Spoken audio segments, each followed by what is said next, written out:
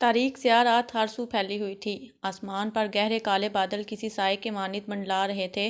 शगुफ्ता ने बेबसी से बहती आंखों से आसमान की तरफ देखा था, जो अभी तूफानी बारिश बरसाने का ऐलान कर रहा था। एक काली चादर में खुद को लपेटे, अपने 2 साला बेटे को सीने से लगाए, वो आसमान की तरफ देखकर अल्लाह से बारिश ना होने की इल्तिजा कर रही थी। रात के इस पहर सुनसान सड़क पर आसपास इसका कोई भी अपना ना था। कल तक अपने शोहर के होते हुए जो औरत इस घर में राज करती थी, आज इसी घर से इसे धक्के देकर बाहर निकाल दिया गया था। वो तो बेबसी की मूरत बनी थी। वो फुटपाथ पर बैठी थी जब जोरदार गरज से बादलों ने सोए हुए अली को जगाया था। अली खौफ से हड़बड़ा कर उठ बैठा था, रोने लगा। शगुफ्ता ने इसे अपने सीने से लगा लिया, लेकिन तूफानी बारिश ने तो शगुफ्ता की सूझबूझ को जैसे ख़त्म कर दिया था। वो बुखला कर आसमान की जानब देखने लगी। आज तो जैसे कुदरत भी इसे आजमाने पर तुली हुई थी। इसने अपनी चादर के अंदर अली को छुपाकर अपने साथ लगा लिया। फुटपाथ पर वो कोई ऐसी जगह ढूंढने लगी जहां वो खुद को और अली को बारिश से भीगने से बचा सके, लेकिन ना तो वहां पर कोई सायादार दरख्त था, ना ही कोई ऐसी जगह जहां वो खुद को और अपने बच्चे को भीगने से रोक सकती। नवंबर का महीना था। ठंडी बारिश की बूंदें इसका खून जमाने लगी थीं। शगुफ्ता पूरी भीग चुकी थी। अली भी बहुत डरा हुआ था। सर्दी की शिद्दत से लब कपकपा रहे थे। माँ को पकड़े हुए टूटे फूटे अल्फाज में कह रहा था, मम्मा घर चलो, मुझे सर्दी लग रही है। शगुफ्ता का सब्र जैसे लबरेज हुआ था। वो हिचकी और सिसकियों से रोने लगी। कहने लगी, हमारा कोई घर नहीं है, मैं तुम्हें कहाँ ले जाऊँ? जो हमारा घर था वहाँ से हमें निकाल दिया गया है। अब हमारे सर पर तो साया करने के लिए एक दरख्त भी दरकार नहीं। इसने चारों तरफ देखा। सड़कें सुनसान थीं। दूर दूर तक कोई इसे मददगार नजर नहीं आ रहा था। वो उठी और तेजी से दोनों रोड क्रॉस करके सामने गली में चली गई जहां इसका ससुराल था। तेज तेज कदम उठाती हुई वो अपने ससुराल पहुंची थी। अपने ही घर का दरवाज़ा बजाकर कहने लगी कि खुदा के लिए बहुत तेज़ बारिश हो रही है, मेरा बच्चा बीमार पड़ जाएगा। मैं आप लोगों के घर की इज्जत हूँ, मेरा ना सही मेरे बच्चे का ही ख्याल कर लें। मैं गैर हूँ, मगर मेरा बेटा तो आप लोगों का खून है, औलाद है। मुझे बस एक रात की पनाह दे दो। लेकिन इसके दोनों जालिम जेठों को ज़रा भी इस पर तरस नहीं आया। सास ससुर हयात ना थे, 3 भाई ही थे। 3 मंजिला मकान था जो तीनों भाइयों के नाम था, लेकिन शोहर की आंखें बंद होते ही इसके पोर्शन पर भी दोनों जेठों ने कब्जा कर लिया। जानते थे कि अकेली औरत है, कहाँ इनका मुकाबला कर सकती है। दोनों जेठानियाँ भी ऐसे ही सहज दिल थीं। वो बेचारी दरवाज़ा बजाती रही, रोती रही, मिन्नत समाजत करती रही, लेकिन पत्थर दिल लोगों ने दरवाज़ा नहीं खोला। अली बेतहाशा रोए जा रहा था।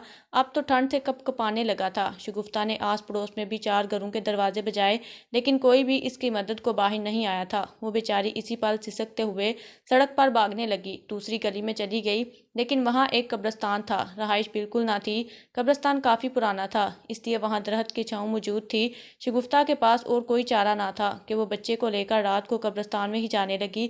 जैसे ही वो कब्रिस्तान में दाखिल हुई, वहाँ बहुत सी कब्रों के पास दरख्तों की छाँव थी। वो बेटे को लेकर वहाँ बैठ गई। खौफ के मारे दिल दहल रहा था, लेकिन वो मजबूर थी। सिसकियों से आंसू बहा रही थी। एक दरख्त के साए में टेक लगाकर अली को लेकर बैठ गई। अली के पूरे कपड़े भीग चुके थे। वो बुरी तरह से कांप रहा था। यह देखकर माँ का कलेजा फटने को आया था, लेकिन दरख्त इतना घना था कि बारिश इस तक नहीं पहुंच रही थी। इसने अपनी चादर को निचोड़ा और हवा में जाकर सुखाया। अली को इसमें लपेटा और अपने सीने से लगा लिया। कुछ ही देर बाद बारिश भी रुक चुकी थी। अली भी माँ के सीने के साथ लगा सो चुका था। सुबह हुई तो शगुफ्ता अली को सीने से लगाए कब्रिस्तान से बाहर निकल गई। दिन भर अब वो लोगों के घरों के दरवाजे खटखटा कर अपने लिए नौकरी मांग रही थी, ताकि इसको एक रहाइश भी मिल जाती और काम काज करके अपने बच्चे का पेट भी पाल सके। वो एक यतीम लड़की थी। मेके अपने चचा के सरपरस्ती पर रह रही थी। 10 साल की थी जब माँ बाप हादसा की मौत का शिकार हो गए थे। माँ बाप के मरने के बाद चचा ने शगुफ्ता को अपने घर पे रख दिया, लेकिन चची का रवैया इसके साथ अच्छा ना था। ना इसे तालीम दिलवाई थी और ना ही कोई हुनर सिखाया था, बस करके काम करवाती रहती थी। शगुफ्ता खूबसूरत थी, इसलिए एक अच्छी जगह इसका रिश्ता तय हो गया। हालांकि चची अपने मजदूर भाई से इसकी शादी करना चाहती थी, लेकिन चचा शगुफ्ता के साथ मुखलिस था, इसलिए इसकी शादी अरशद से कर दी। अरशद बहुत अच्छा नौजवान था, शगुफ्ता से मोहब्बत भी करता था, इसका ख्याल भी रखता था।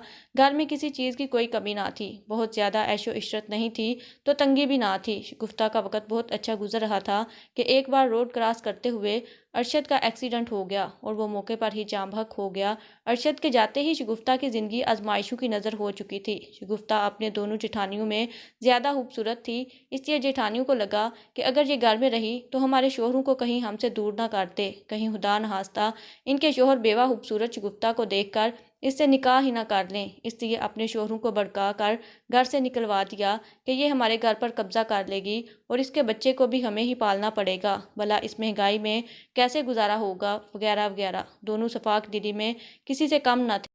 آنکھوں پر لالچ کی پٹی باندھ گئی، کہنے لگی اس عورت کو گھر سے نکال دیں تو گھر کی ایک منزل کے مالک بن جائیں گے، اس لیے انہوں نے اس پر شگفتہ کو مار کر گھر سے نکال دیا تھا۔ 2 دن سے شگفتہ بھوکی پیاسی اپنے لیے ملازمت ڈھونڈ رہی تھی، لیکن کوئی بھی اسے نوکری پہ رکھنے کو تیار نہ تھا۔ بھوکی پیاسی وہ ایک بار سامنے پھل والے ٹھیلے کے پاس چلی گئی۔ علی بے تحاشا رو رہا تھا، بھوک کے مارے علی اب نڈال سا ہونے لگا تھا۔ شگفتہ کی جان پر ہی تو بن گئی تھی۔ اس نے پھل والے سے کہا کہ اپنے پھل میں موجود خراب پھل ہی مجھے اللہ کے واسطے دے دو تاکہ میں اپنے بچے کا پیٹ بھر سکوں، لیکن پھل والے نے اسے دھتکار دیا۔ اس کی آنکھوں سے آنسو بہنے لگے۔ اس وقت ایک گاڑی اس کے پاس کھڑی ہوئی، گاڑی کا شیشہ کھلا تو ایک 50 سالہ خاتون اس میں بیٹھی تھی۔ اس نے اپنے پرس سے 100 روپے نکال کے اسے دے کر کہنے لگی کہ اپنے بچے کے لیے کچھ خرید دو۔ عورت کب سے شگفتہ کو ہی دیکھ رہی تھی کہ وہ اپنے بچے کو بچانے کے لیے لوگوں کی منت سماجت کر رہی ہے۔ خدا ترسی میں اس عورت نے اسے 100 روپیہ دے دیا۔ شگفتہ کہنے لگی کہ اسے پیسے نہیں چاہیے، نوکری چاہیے۔ وہ کافی خدا ترس قسم کی خاتون تھی۔ اس نے اسے گاڑی میں بٹھایا اور اپنے گھر لے گئی۔ گھر لائی تو اس کا ایک بنگلہ تھا، کافی امیر خاتون تھی، لیکن اس کے گھر پر بھی بہو کا راج تھا۔ خود تو بہت ہمدرد قسم کی خاتون تھی، لیکن بہویں بہت سخت دل تھیں۔ اس شگفتہ کو انہوں نے اپنی ساس کے ساتھ دیکھا تو کہنے لگیں، اے بڑھیا، یہ تم اپنے ساتھ کسے لے آئی ہے؟ وہ کہنے لگی کہ اسے میں نے اپنے کاموں کے لیے رکھا ہے، کیونکہ مجھے تو یہاں کوئی بھی نہیں پوچھتا۔ اس سے پہلے کہ بہویں کچھ کہتیں، دونوں بیٹوں نے کہا کہ ٹھیک ہے، اس عورت کو آپ اپنے کاموں کے لیے رکھ لیں تاکہ روز روز کا یہ جھگڑا ہی ختم ہو۔ بڑھیا مطمئن ہو چکی تھی۔ وہیں شگفتہ کی آنکھوں سے بھی خوشی سے آنسو نکلے تھے۔ وہ روتے ہوئے ہاتھ جوڑ کر اس خاتون کا شکریہ ادا کرنے لگی، جبکہ اس خاتون کی بہویں منہ بنا کر اپنے اپنے کمروں میں چلی گئیں۔ وہ خاتون جانتی تھی کہ وہ اور اس کا بچہ بہت بھوکا ہے۔ اس نے اسی وقت ملازمہ سے کہہ کر کھانا منگوایا، جسے شگفتہ اپنے بچے کو کھلانے لگی اور پھر جو کھانا بچا کھا کر خدا کا شکر ادا کیا۔ کھانا کھاتے ہی اس کے وجود میں طاقت آ چکی تھی۔ فوراً خاتون کے کہے مطابق کام کرنا شروع کر دیا۔ اس نے پہلے اس کے پورے کمرے کی صفائی کی اور پھر اس کے لیے پرہیزی کھانا بنانے لگی۔ اس دوران علی اس کے ساتھ ہی رہا تھا۔ وہ تو اتنے بڑے گھر کو دیکھ کر بار بار آس پاس دیکھتے، انجان لوگوں کو دیکھ کر رونے لگتا۔ کل رات بارش میں بھیگنے کی وجہ سے اسے بخار اور زکام بھی لگ چکا تھا۔ وہ بار بار روتا ماں کے کندھے پر سر رکھ رہا تھا۔ جب شگفتہ کچن میں کھڑی کھانا بنا رہی تھی تو تبھی اس خاتون کی بہو کچن میں آئی۔ جب اس نے بیمار پڑے ہوئے علی کو دیکھا تو گن کھانے لگی، کہنے لگی، یہ تم اپنے اس گندے بچے کو ہمارے کچن میں کیوں لائی ہو؟ جانتی ہو یہ بیمار ہے اور ہر سو بیماریاں پھیل جائیں گی۔ اس گھر میں ہمارے بچے بھی رہتے ہیں اور ہمارے کھانے پینے کی چیزیں بھی موجود ہیں۔ نہ جانے اپنے گندے ہاتھوں سے تم نے کس کس چیز کو ہاتھ لگایا ہوگا۔ نکلو یہاں سے۔ پتہ نہیں بڑھیا کس عورت کو اٹھا کر لے آئی ہے۔ اس نے اپنی ذاتی ملازمہ سے دھکے مروا کر شگفتہ کو گھر سے نکال دیا۔ وہ صحن میں کھڑی ہو چکی تھی۔ وہ رونے لگی اور خاتون کو آوازیں دینے لگی، جبکہ وہ خاتون کمرے میں آرام کر رہی تھی۔ شگفتہ کی پکار سن کر نیچے آئی تو غصے سے کہنے لگی کہ کس کی اجازت سے تم لوگوں نے اس کا یہ حال کیا؟ ساس اور بہویں آپس میں لڑ پڑیں، جبکہ علی تو شور دیکھ کر مزید رونے لگا۔ بہرحال شگفتہ کو گھر میں آنے کی اجازت ملی۔ خاتون نے اس کے بچے کے لیے دوا بھی منگوا دی۔ شگفتہ نے وہ دوا اپنے بچے کو دی تو علی کو نیند آنے لگی۔ شگفتہ نے اس خاتون کے لیے روٹی بھی بنانی تھی۔ اس نے اپنے بچے کو لاؤنج میں پڑے ہوئے صوفے پر لٹا دیا۔ ابھی تک اس بات کا فیصلہ نہیں ہوا تھا کہ شگفتہ کہاں سویا کرے گی۔ اس نے اپنے معصوم بچے کو سکون سے سوتے دیکھا تو مسکرا اٹھی۔ اپنے بچے کی ڈیروں بلائیں لیتے ہوئے اسے صوفے پر لٹا کر کچن میں آ گئی اور ایک بار پھر تیزی کے ساتھ بوڑھی خاتون کا کھانا بنانے لگی۔ تبھی اس خاتون کی چھوٹی بہو اپنے کمرے سے باہر نکلی، صوفے پر آ کر بیٹھنے لگی تو صوفے پر علی کو سویا دیکھ کر اس کے ماتھے پر بل پڑ گئے۔ وہ چلا کر کہنے لگی، اس گندے بچے کو یہاں پر کس نے لٹایا ہے؟ کیا تم نہیں جانتی کہ یہ صوفہ کس قدر مہنگا ہے اور اس کی قیمت کیا ہے؟ اس پہ تو کبھی نوکروں کو بیٹھنے کی جرت نہیں دی گئی اور تم نے آتے ہی اپنے بیٹے کو اس پر سلا دیا۔ شگفتہ نے ایک بار پھر جب طوفان سر اٹھاتے دیکھا تو بھاگ کر باہر آئی اور ہاتھ جوڑ کر اس سے معافی مانگنے لگی، کہنے لگی کہ میرا بیٹا سو گیا تھا، اس لیے میں نے یہاں لٹا دیا۔ آپ بتائیں میں اپنے بیٹے کو کہاں لٹاؤں؟ تو وہ نفرت سے کہنے لگی، اگر سو ہی گیا ہے تو فرش پر لٹا دو، جو تم لوگوں کی اوقات ہے، ہمارے صوفے کو کیوں گندا کر رہی ہو؟ اس نے ملازمہ کو بلایا اور کہنے لگی، یہ صوفہ لے جاؤ اور کباڑ میں دے آؤ کل یہاں پر مجھے نیا صوفہ نظر آنا چاہیے، یہ تو اب خراب ہو چکا ہے۔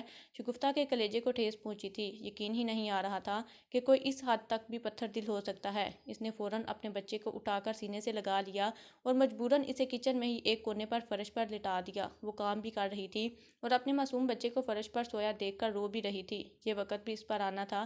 اس کے بچے کے لیے تو اس کے شوہر نے خاص بستر بنوایا تھا جو بالکل نرم و ملائم تھا، مگر آج وہ بچہ فرش پر سو رہا تھا۔ دھیرے دھیرے شگفتہ کو ان سب باتوں کی عادت ہونے لگی۔ خاتون نے اس کے لیے ایک عدد کمرہ خالی کر دیا تھا جس پر زمین پر بستر لگے ہوئے تھے اور شگفتہ اپنے بچے کے ساتھ وہی رہنے لگی۔ اس خاتون نے علی کی پڑھائی کے بھی تمام تر اخراجات اٹھانا شروع کر دیے اور اسے اس اسکول میں پڑھانے لگی جہاں اس کے پوتے پوتیاں پڑھا کرتے تھے۔ اس کے پوتے پوتیاں انتہائی بدتمیز اور پڑھائی میں نالائق تھے، مگر علی نے بہت محنت کی تھی۔ وہ جب اپنی ماں کو سب کے طعنے اور باتیں سنتا دیکھتا، مگر اس کی ماں کا سر پھر بھی سب کے سامنے جھکا ہوتا اور اس کی ہر خواہش اپنا پیٹ کاٹ کر پوری کرتے دیکھتا، تو وہ اندر ہی اندر گھٹ کر رونے لگتا۔ اس نے سوچ رکھا تھا کہ کچھ بھی ہو جائے مگر اپنی ماں کو اس غربت اور نوکری سے نکلوا کر رہے گا۔ اس کی ماں نے اس کے لیے بہت قربانیاں دی تھیں۔ اگر وہ اکیلی ہوتی تو کبھی بھی اتنی محنت اور باتیں برداشت نہیں کرتی جتنی وہ اپنے بیٹے کی وجہ سے اس گھر میں کر رہی تھی۔ دھیرے دھیرے علی بڑا ہوتا گیا۔ پڑھائی میں ہر بار وہ اول آتا تھا اور انعام لے کر آتا تھا۔ جیسے جیسے اس کی پڑھائی کی کارکردگی دیکھی گئی تو اسکول والوں نے اس کی پڑھائی بھی مفت کر دی۔ شگفتہ دیکھ کر بہت خوش ہوتی، مگر اس خاتون کی بہویں اس سے جلتی رہتیں۔ کئی سال گزرے تو وہ خاتون وفات پا گئی۔ اس کا وفات پانا تھا کہ ساتھ ہی وہ گھر بھی علی اور اس کی ماں کے لیے تنگ ہونے لگا۔ علی بھی بڑا ہو چکا تھا۔ اسکول میں جاتا تو اس خاتون کے پوتے اس کا خوب مذاق اڑایا کرتے تھے اور سب کو بتاتے تھے یہ ہماری نوکرانی کا بیٹا ہے۔ سب علی کا مذاق اڑایا کرتے تھے، مگر اس نے کبھی یہ بات گھر آ کر اپنی ماں کو نہیں بتائی تھی۔ علی وقت سے پہلے ہی سمجھدار ہو چکا تھا۔ شاید اس نے زندگی سے سبق ہی بہت سیکھ لیے تھے۔ وہ خاموشی سے جدوجہد کرتا رہا اور ہر زندگی کے میدان میں وہ کامیاب ہوتا رہا۔ اس کی محنت، اس کی ماں کی انتھک دعاؤں اور مشقت سے آج وہ اس مقام پر پہنچا تھا کہ وہ ایک بڑا افسر بن چکا تھا۔ اس خاتون کے پوتے تو بس یوں ہی عیاشیوں میں پیسے اڑاتے ہوئے بدنام ہو چکے تھے، جبکہ وہ اپنی محنت سے اپنا نام بنا چکا تھا۔ اسے ایک بڑی کمپنی میں اچھی نوکری مل چکی تھی اور وہ ماہانہ کے لاکھوں کمانے لگا تھا۔ جس روز اس کی نوکری لگی تھی اس کی خوشی کی کوئی انتہا نہ رہی تھی۔ شگفتہ نے تو خوشی سے پورے محلے میں مٹھائی بانٹی تھی، مگر جب وہ مٹھائی اپنی مالکنوں کو دینے آئی تو انہوں نے وہ مٹھائی کا ڈبہ پھینک دیا اور کہنے لگے ہمیں نہیں چاہیے مٹھائی، تم لے لو۔ نہ جانے کیسے لوگ تھے، ساری زندگی عیاشیاں کرتے رہے، لاکھوں کروڑوں روپے میں کھیلتے رہے، امیر ترین لوگ تھے، مگر اس کے باوجود ملازمہ کو کامیاب دیکھ کر وہ لوگ حسد کرنے لگے تھے۔ خیر شگفتہ نے وہ مٹھائی کا ڈبہ اٹھایا اور اس دن سے ان کی نوکری چھوڑ کر اپنے بیٹے کے ساتھ بڑے گھر میں شفٹ ہو گئی۔ اس نے اپنی زندگی یوں ہی سادگی میں گزاری تھی۔ وہ ویسے ہی پرانے کپڑے پہن کر گھومتی رہتی، مگر کپڑوں پر پیسے خرچ نہ کیا کرتی۔ علی نے کئی بار ماں سے کہا کہ آپ اب اپنا رہن سہن بدل دیں، اب ہم امیر ہو چکے ہیں، ہمیں کسی چیز کی کوئی کمی نہیں، آپ بھی باقی عورتوں کی طرح تیار ہوا کریں، خوش رہا کریں، آخر آپ میری ماں ہیں۔ مگر شگفتہ مسکرا کر کہتی کہ بیٹا انسان کو اپنی اوقات نہیں بھولنی چاہیے، میں بھی خوش ہوں، مجھے یہ زیور سونا اور بناؤ سنگار بالکل بھی نہیں پسند۔ وہ تھی ہی ایسی، عام سادہ سے کپڑے اور سر پر بڑی سی چادر کو خود کے ساتھ لپیٹے ہوئے ہر طرف جایا کرتی۔ علی جہاں کام کرتا تھا وہاں اسے ایک لڑکی پسند آ گئی تھی۔ وہ لڑکی بھی بہت ہی خوبصورت اور ہونہار تھی۔ وہ بھی اسے پسند کرنے لگی اور کہنے لگی کہ میں تمہیں اپنے والدین سے ملوانا چاہتی ہوں، تم مجھ سے شادی کر لو۔ علی کو بھی کوئی دقت نہ تھی۔ وہ کہنے لگا کہ میں اپنی ماں کی مرضی کے بغیر کچھ بھی نہیں کرتا، میں تمہیں پہلے اپنی ماں سے ملواؤں گا، اگر انہوں نے ہاں کی تو ہم پھر شادی کر لیں گے۔ علی کی ہونے والی بیوی کا اس بات پر چہرہ بگڑا تھا۔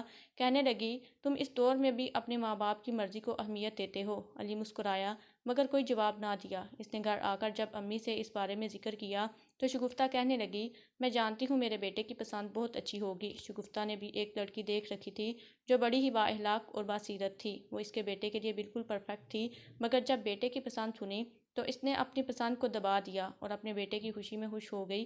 جب لڑکی کے گھر والے علی کے یہاں آئے تو اس کا گھر اور بینک بیلنس دیکھ کر کافی خوش ہوئے کیونکہ بیٹی گھر میں راج کرے گی، مگر جب وہ شگفتہ سے ملے تو انہیں کافی الجھن سی ہوئی تھی کیونکہ اس لڑکی کے ماں باپ تو بالکل آج کے دور کے ماں باپ جیسے تھے، نہ ہی لڑکی کی ماں کے گلے میں دوپٹہ تھا، یوں ہی سونے اور ہیرے کے زیورات سے لدی ہوئی، بال کھولے ہوئے اور منہ پر میک اپ کی پرتیں تھیں۔ وہ اپنے دیور اور شوہر کے ساتھ آئی تھی اور وہیں بے پردہ ان کے سامنے بیٹھی تھی، جبکہ علی کی ماں نے جب انہیں دیکھا تو فوراً اپنے دوپٹے کو سر پر باندھ دیا، اس کا ایک بال بھی باہر نظر نہیں آ رہا تھا۔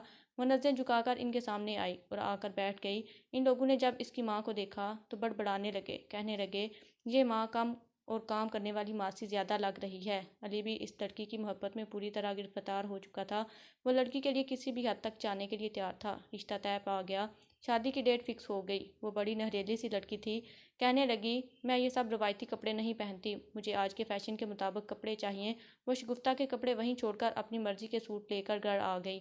علی کی ماں خاموش ہو گئی، کچھ نہ بولی، بیٹے کی خوشی میں ہی خوش تھی۔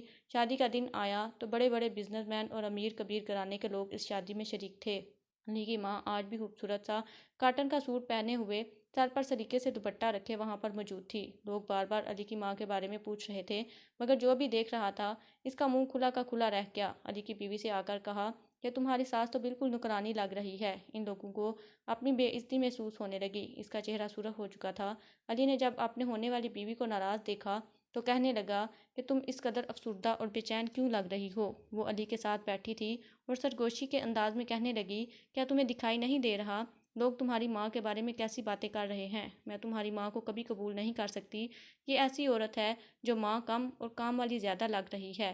علی نے جب یہ سنا تو ایک پل کو دھچکا لگا، پھر کہنے لگا، اچھا تو پھر تم کیا چاہتی ہو؟ میں کیا کروں؟ وہ کہنے لگی، دیکھو میں تم سے بہت محبت کرتی ہوں، مگر تمہاری ماں میری ذمہ داری بالکل بھی نہیں ہے۔ یہ تو واقعی ایک ملازمہ جیسی ہیں، تو کیوں نہ تم ان کو کہیں ملازمت دلوا دو۔ یہاں پر آئے بڑے بڑے لوگ بزنس مین، یقیناً کسی نہ کسی کو تو ایک ملازم چاہیے ہی ہوگا۔ میں چاہتی ہوں کہ تم میرے اس گھر میں جانے سے پہلے ہی اپنی ماں کو گھر سے نکلوا دو، بڑی مہربانی ہوگی۔ علی نے یہ سنا تو فوراً اٹھ کھڑا ہوا، اپنی ماں کو اسٹیج سے اتارا، جو بیٹے کو یوں کرتا دیکھ کر حیران ہوئی تھی۔ وہیں لوگ بھی اس طرف متوجہ ہو گئے۔ علی ماں کا ہاتھ پکڑ کر اسٹیج کے بیچ آیا اور مائک پر کہنے لگا، کوئی ہے جو میری ماں کو خرید سکے؟ شگفتہ نے جب بیٹے کے منہ سے سنا تو اسے اپنی روح نکلتی ہوئی محسوس ہوئی۔ اس کی آنکھوں سے آنسو نکلے تھے۔ بچپن سے لے کر اب تک کے سارے واقعات اس کی آنکھوں کے سامنے منڈلانے لگے۔ یہ اس کا بیٹا علی تھا، جس کی خاطر اس نے اپنی زندگی کو موت سے بھی بدتر بنا دیا تھا۔ سبھی لوگ علی کی جانب دیکھنے لگے۔ کوئی کہہ رہا تھا کہ میں تمہیں اتنے لاکھ دوں گا، تو کوئی کہہ رہا تھا میں تمہیں اتنے لاکھ، مگر علی کے چہرے پر مسکراہٹ آئی، کہنے لگا، میں جس لڑکی سے شادی کرنے جا رہا تھا یہ مجھے کہہ رہی ہے کہ میں اپنی ماں کو چھوڑ دوں کیونکہ وہ میری ماں کے ساتھ گزارا نہیں کرنا چاہتی، لیکن حقیقت تو یہ ہے کہ میں اس محبت پر لعنت بھیجتا ہوں جو مجھے میری ماں سے الگ کر رہی ہے۔ یہ لڑکی مجھ سے محبت کرتی ہے جو مجھے میری ماں کو چھوڑنے کا مشورہ دے رہی ہے۔ میں تو اس لڑکی کو ہی چھوڑتا ہوں جو شادی سے پہلے ہی مجھے ایسے مشورے دے رہی ہے، تو آگے جا کر وہ نہ جانے میری زندگی میں کیا کیا کرے گی۔ میں اس ماں کو چھوڑ دوں جس نے مجھے آج اس مقام تک پہنچایا کہ آج میں اس شہر کے امیر ترین لوگوں کے ساتھ کھڑا ہوں۔ اگر یہ ماں چاہتی تو مجھے ان پڑھ گنوار بنا کر سڑکوں پر بھیک مانگنے کے لیے بھی بھیج سکتی تھی، مجھ سے مزدوری کروا سکتی تھی، اور میں اس عالی شان میرج ہال میں کہیں کسی کو کولڈ ڈرنک سرو کر رہا ہوتا یا پھر باہر سڑک کنارے ٹھیلا لگا کر کھڑا ہوتا اور آپ جیسے امیر لوگ حقارت سے مجھے دیکھ کر آگے بڑھ جاتے، لیکن یہ سب میری ماں کی محنت اور دعاؤں کا نتیجہ ہے جو آج میں یہاں پر کھڑا ہوں۔ علی اسٹیج سے اترا اور ایک حقارت بھری نظر دلہن بنی بیٹھی لڑکی پر ڈال کر ماں کا ہاتھ پکڑے ہوئے وہاں سے چلا گیا۔ سب مہمانوں کو تو سانپ سونگھ چکا تھا۔ وہ لڑکی سر کو جھکائے رہ گئی۔ اس کے بعد وہ لڑکی بہت بار معافی مانگنے آئی، مگر علی نے اسے معاف نہ کیا اور ہر تعلق ختم کر دیا۔ اس کے لیے اس کی ماں اہم تھی۔ کچھ ماہ بعد شگفتہ نے اپنی من پسند لڑکی سے اس کی شادی کر دی جو واقعی میں اچھی تھی، اور اس نے علی کو زندگی جنت بنا دی۔